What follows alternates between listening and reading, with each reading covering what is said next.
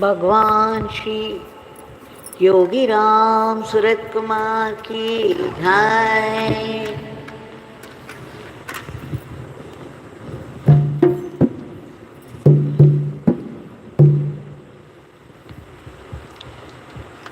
Yogi Ram Surat Kumar, Yogi Ram Surat Kumar, Yogi Ram Surat Kumar, Jai Guru Raya. Yogi Ram Surat Kumar, Yogi Ram Surat Kumar, Yogi Ram Surat Kumar, Jai Guru Raya. Yogi Ram Surat Kumar, Yogi Ram Surat Kumar, Yogi Ram Surat Kumar, Jai Guru Raya.